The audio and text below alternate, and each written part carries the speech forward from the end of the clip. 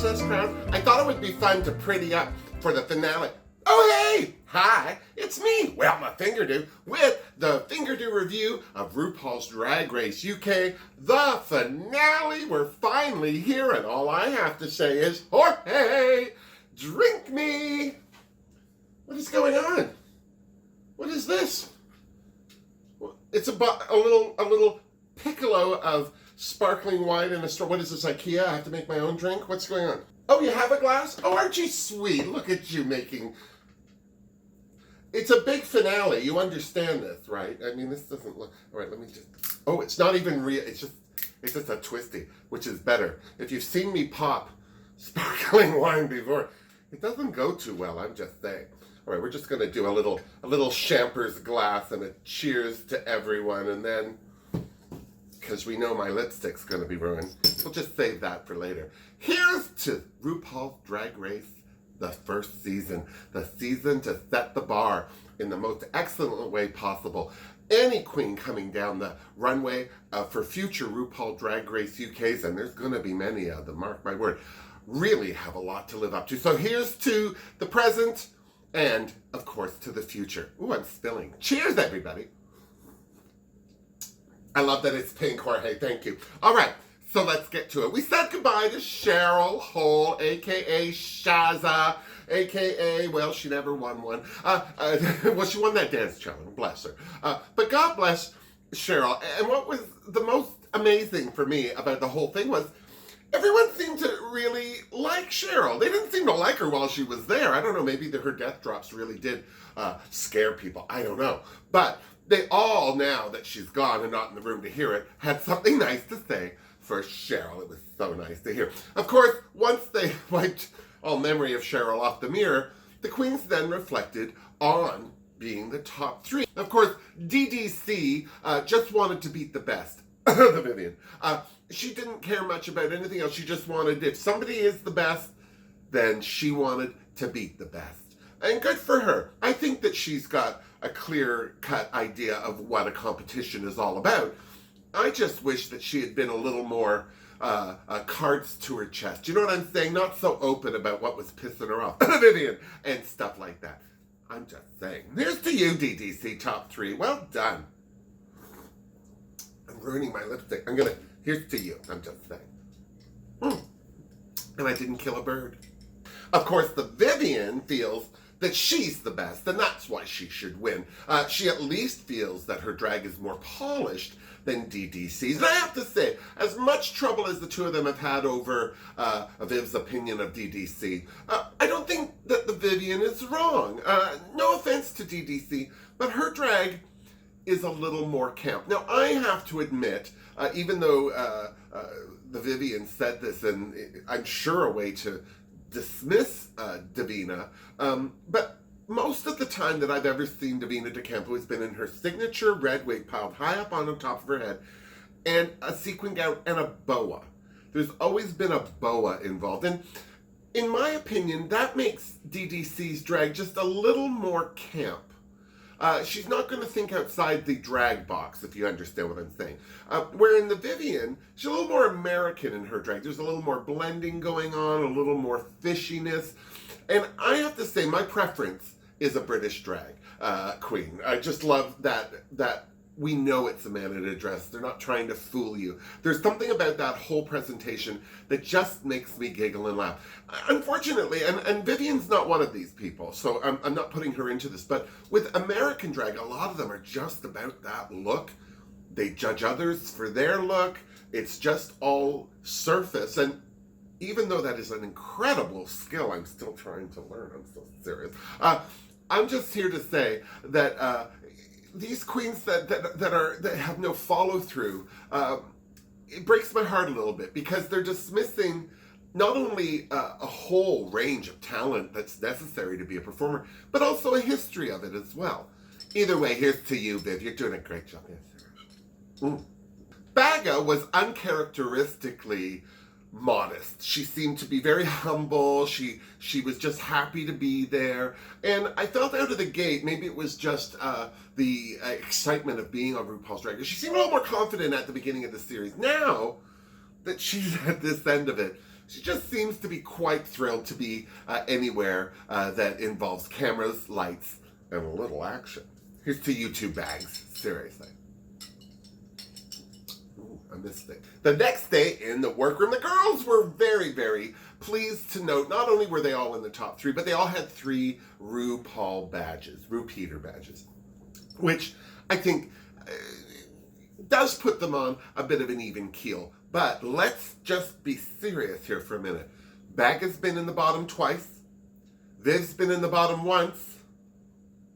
Davina has been in the bottom at all. So in my opinion, if you're going to look at how the queens are going, I think Davina has a bit of an edge on the girls, I'm just saying. But before they could get into it too much, there was RuPaul with this week's main challenge. And as is always the wont of a finale, the girls had an all singing, all dancing, all writing your own lyrics and recording them extravaganza ahead of them.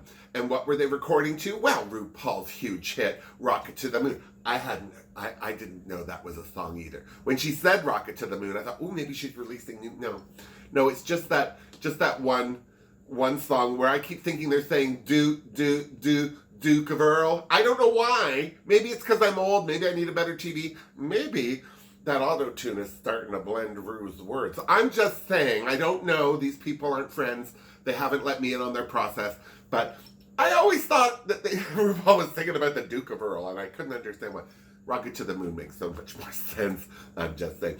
Well, the queens obviously were a little shocked. Right away, the Vivienne was gagging because she didn't do well the last time she had to write lyrics and lip sync with 2 other girls. So this was giving her some pause.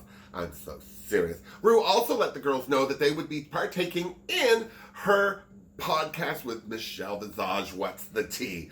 And that they had AJ from Strictly Come Dancing to choreograph their... Now, if you don't know AJ, he's this big, and you pop him in your mouth, and it's the tastiest thing you'll ever do. I'm just saying, seriously. You'll see in a minute, but look him up. He is gorgeous. That thing. Here's to you, AJ. So right away, the queens got to it, and they started writing. Baga wanted to do something she said was a little more meaningful, less frivolous than her last attempt at songwriting, and good for her, I'm just saying. The Vivienne was more focused on writing something that she would like to hear while in the clubs. Let's just say there was a lot of writing going on. Of course, they also had choreography, but before they could focus on that, they had to be part of What's the Tea with Michelle and Ru. Now, here's the thing. Baga was first, and almost right away, and thankfully, Ru got to Baga and her mom. What's the drama? What's going on? Spill that tea. And I have to tell you, I sensed this with Baga, but because I've had a similar situation myself. But Baga shocked them all by saying she's maybe talked to her mom 7 times in 10 years, and that her mom more or less got focused on another family, other kids, and Baga's grandmother raised her. Now, Baga's the first one to tell you that she's not a victim. She had a great life with her grandma. But of course, even if you have a mom that's not necessarily the best mom, it's still your mom, and you want them to want you, and not being wanted or having a sense of maybe this is getting difficult, could you leave? You know what I mean? I'm just saying, I want to say before everyone gets all judgy about this, I didn't talk to my mom for about 10 years as well. Now, on one level, thankfully, we did start talking before she died, but we were never close, and my mom had a lot of issues. I mean, I'm much more kinder to my mother's situation now, but at the time, you know, I was the kid involved in her choices, and it wasn't great. So everyone's got a story. I love other people's mothers. I actually will like somebody's mother even if they don't like their own mother, because I can see the struggle and how hard it is. Also, kids aren't easy. I'm just saying, I was a handful. It's 2 handfuls. Tell your friends.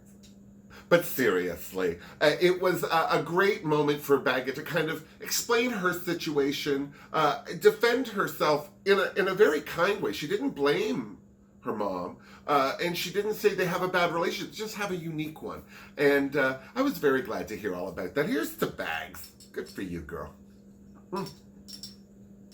Next up was the Vivienne, and as she has been through most of this series, she was very upfront and open about her dark days and her trials and tribulations with party drugs and living the life. And it was really, I think, important for her, again, to say this, because I think a lot of people don't see party atmospheres as being problematic. They just want the party to continue when there's no one around, and that's where the problem is. Ru, of course, knows all about this, and even as much admitted that she's overcome a lot of her demons. But what was weird, and I don't know, maybe you can tell me if you noticed this, but the way Ru was saying, well, I really hope that you realize how good a performer you are, and I really hope that you stay the course, and it made me feel like Ru doesn't have a lot of faith in the Vivienne staying sober, which breaks my heart just a little bit. I'm sure that's not the case, but it certainly seemed odd. I'm just saying. Here's to you, Viv. Stay the course. It's getting so much harder to drink this with a straw. DDC had a very interesting interview on What's the Tea, because they were talking about, her issues with other people and their opinions of her, Vivienne. I have to say, I understand. I think with someone like Davina, she's a middle child. She told us she was like right in the middle there. She probably spent a lot of her life in front of her parents going, look at me, see what I can do.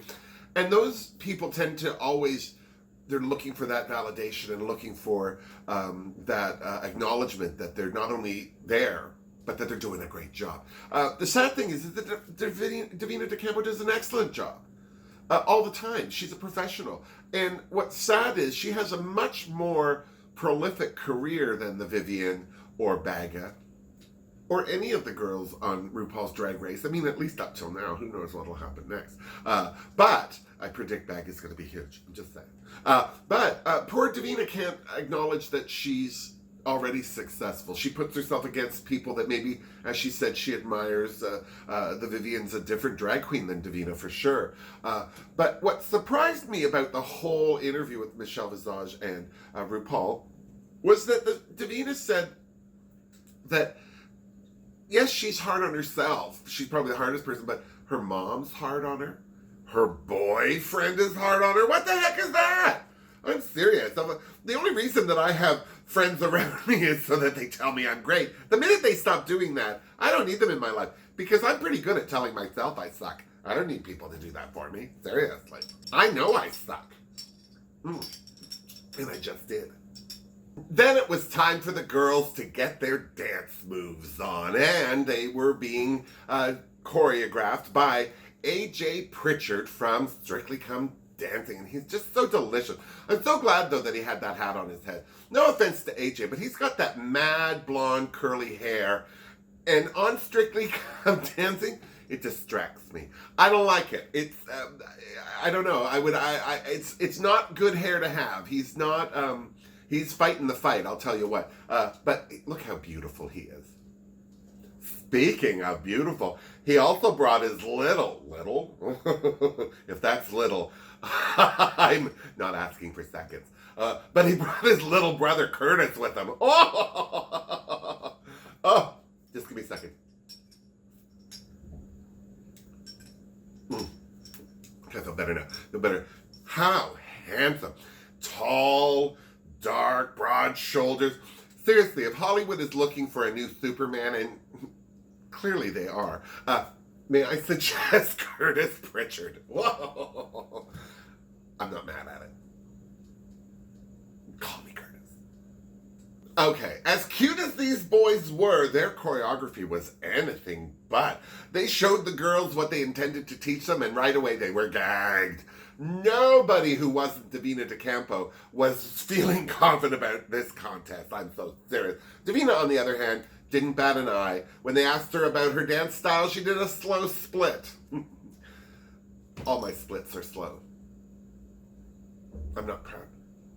But seriously, Davina's cartwheels and handstands had the Vivienne and Baga gagging at the sidelines. And rightly so. Good for Davina. But seriously, as the afternoon wore on, even Davina was having trouble keeping up with those Pritchard boys, I'm just saying. Seriously. They'd have to run hard to get away from me. Best part of the choreography section of the show, Baga throwing a fat joke at the Vivian saying these boys were going to have trouble picking her up. But quite frankly, they were short boys. I'm just going to say. That Curtis Pritchard, let him pick me up. The next day in the workroom, the queens got prettied up. And while they did so, they reflected on how much they were happy to make the top three, and that it was a top three with the three queens that were there, which I have to say is just lip service and side talk for saying, well, I'm glad I'm here. I'm just saying. And you know, I always think this is so funny because I want these queens the next time to say, when they come in the workroom and they've met everybody, I want them all to be in a confessional. Who do you think will be top three? Who do you think will be top three? Because I'm sick and tired of these people saying, I knew it would be us. I'm so glad this is the top three I wanted. Even if it's true, shut up. I'm just saying. I mean, it is a competition, come on. And then it was time for the runway. And can I just say, I barfed. I can't believe how gorgeous RuPaul was in this outfit. The hair, the makeup, the dress. Barf. It was so beautiful. I couldn't stand it anymore. I have to say, I don't know what it is, but I have a penchant for Ru in a gold ensemble. This is my favorite look RuPaul's ever worn, next to that one with the gold kerchief in the hair. Those are my two favorite RuPaul looks of all time. I just think she looked gorgeous. Graham Norton gagged. Alan Carr gagged. Michelle Visage, well, she knew what she looked like. She didn't gag. I don't think Michelle's ever gagged. So first up, the girls had to perform their versions of Rocket to the Moon. And can I just say, what the hell was going on with Baga Chipz' gold dress? I didn't get that at all. Clearly, the Vivian and Davina were given those dresses because there's nothing in the world that is going to make me accept the fact that Vivian had in her bag a dress similar to Davina DeCampo. No offense, but she's been going on and on about how polished her look is, and if that's the case, then I don't think that she would have a blue sequined nude illusion dress in her bag. Maybe she did. I don't know. But her and Davina looked fine, and there was Baga. Now, normally, somebody dressed differently would stand out, but I hated this dress on Baga. She's not a tall girl. She's not leggy. So putting all of that layers of fringe just made her look kind of like a potato. You know, a gold potato, but still. And it was too short. It needed one more row of fringe. I hate a dress that is so short that I can see somebody's backstory. Do you know what I'm saying? I don't need anybody's bits and pieces on display unless there's a pole between you and me. If there's a pole, then whip it out. But if we're just talking about performing and you know you're dancing around, at the very least, I feel that the underwear should match the outfit, just so it's not a distraction. But that said, I thought that Baga did a good job, but you could tell she was a little nervous. The judges could tell too. They said as much. She seemed to be counting her steps in her head and worrying a little over much on the complexities of the performance, but she still let her own Baga Chipz shine through, especially where the list was concerned. So good for her. I just wish she'd worn a different dress. On the other hand, Davina, who was the queen to show all those girls how to do the choreography, she did a great job, but she didn't sparkle. I don't know if that makes sense, and I don't mean this in a bad way, but I really felt that Davina just performed, like she just went through the motions. There was just a lack of engagement in her face, if you know what I'm saying. Something that Vivian had no trouble with. I'll even go as far as to say that I think Baga did a little bit better dancing than the Vivian did. But that face, she never looked like she was counting in her head. She never looked like she was worried about the next thing. She was full tilt boogie, confident, and really, that's all you need. Next, after this lovely performance, the girls had to hit the runway in their top three eleganza extravaganza. And first out was Baga. And Baga looked great. I'm not saying she didn't look great. I don't know. The dress was gorgeous, but it was cut too high again. maybe this is just a Baga thing. Maybe it's all minge on her. I don't know. But it distracted me. Also, I could tell that she had hand sewn some of the dress in on itself to give that split a wide split. And I think that it would have been a little more elegant if it had been a little more closed. That's just my opinion. Not everyone's a hooer. Here's the hooers. Davina looked gorgeous in her deconstructed Union Jack flag, but I have to say the necklace looked a little craftsy. The blue fabric from the dress with the red and white rhinestones. I'm not saying she looked bad. She could have done that a touch better. Just saying. Speaking of doing it a touch better, well, the Vivian, the minute she turned that corner and just this thing where it's the way she does it, she's not looking down her nose at you, but she's looking down her nose at you. And she looked gorgeous. That wig alone, I'd kill a man for that wig. I'm just saying, that was delicious.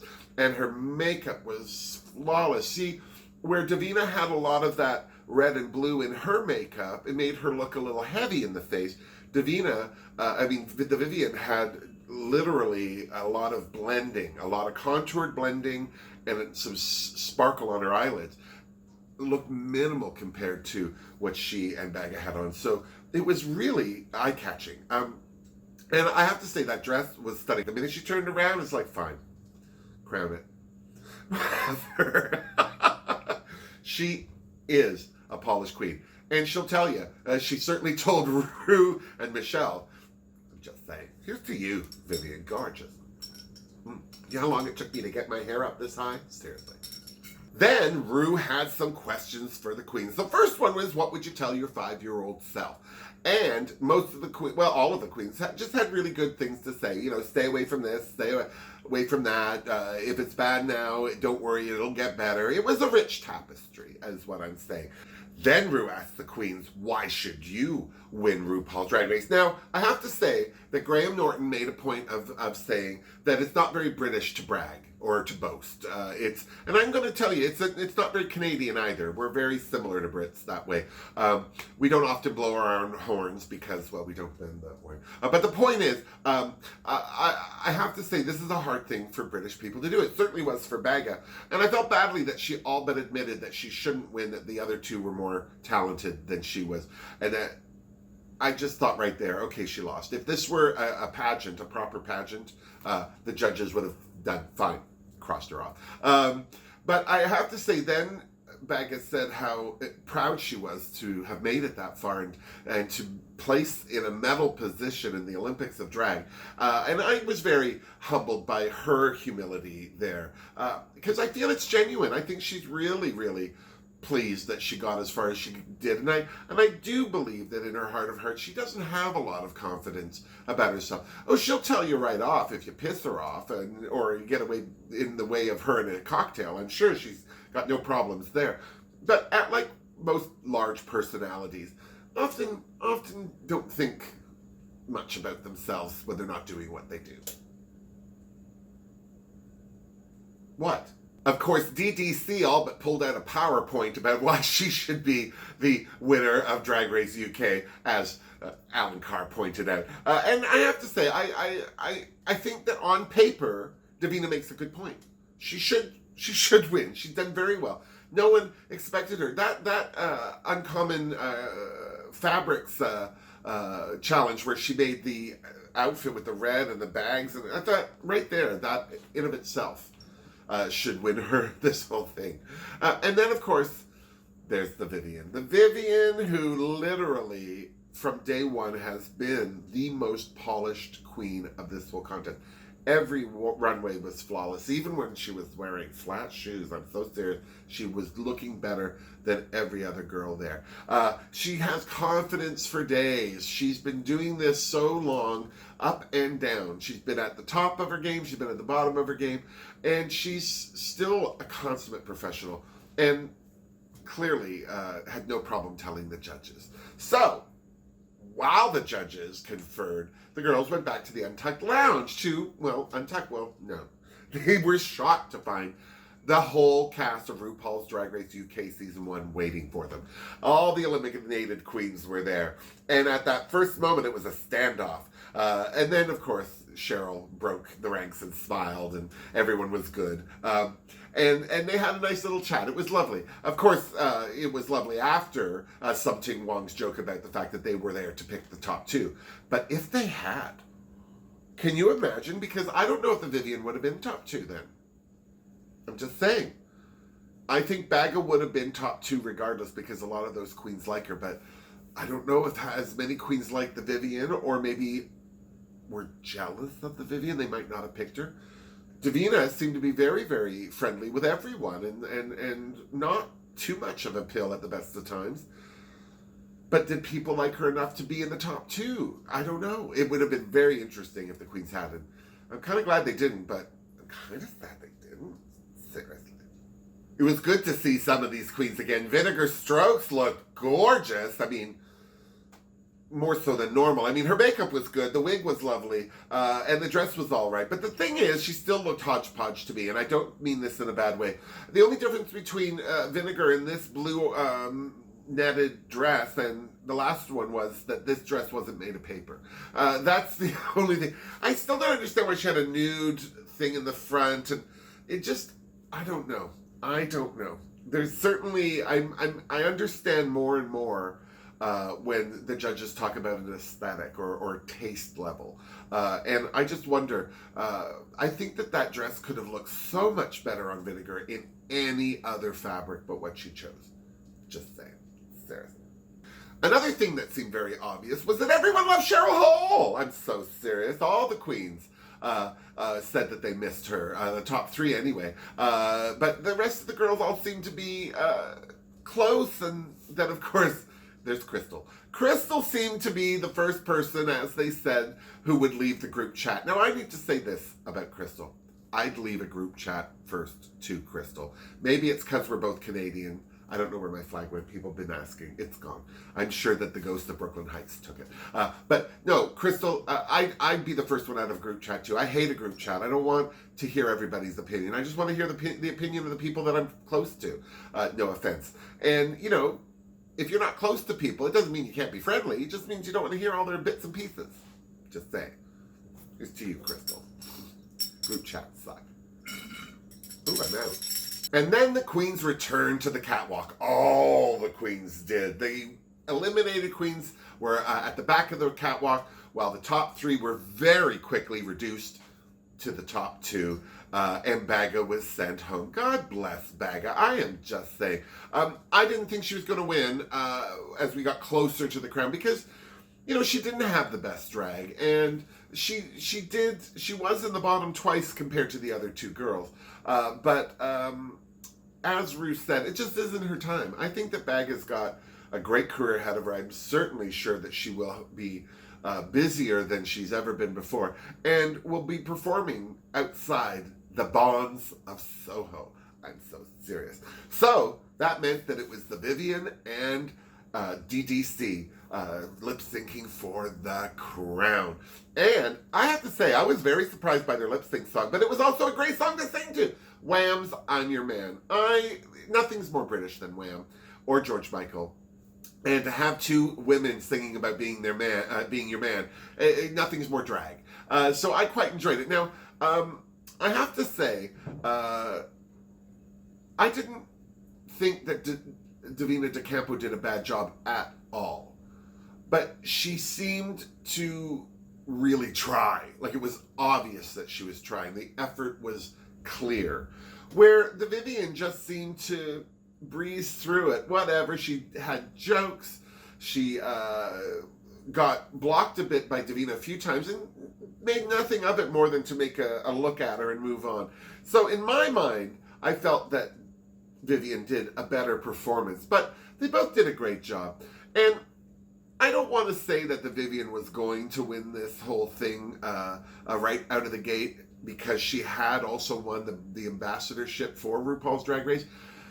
But I feel like if she hadn't, it would have been a big slap in the face. Would I have preferred to see Davina De Campo win over the Vivienne? Sure, because it would have been drama. It would have been a gag. People would have been like, oh, would I have preferred to see Baga Chipz win? Absolutely. But as I say, I knew she wasn't going to. And there was something about Davina in that lip sync that let me accept the fact that the Vivienne was and did win RuPaul's Drag Race Season 1. OMG. I have to say, for a series that started slow for me, the first episode, as you remember, I was like, oh, that was a bit boring. This was a great season.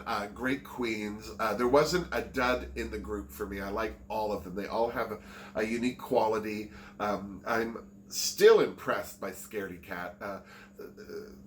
Something Wong has another song out on the YouTubes.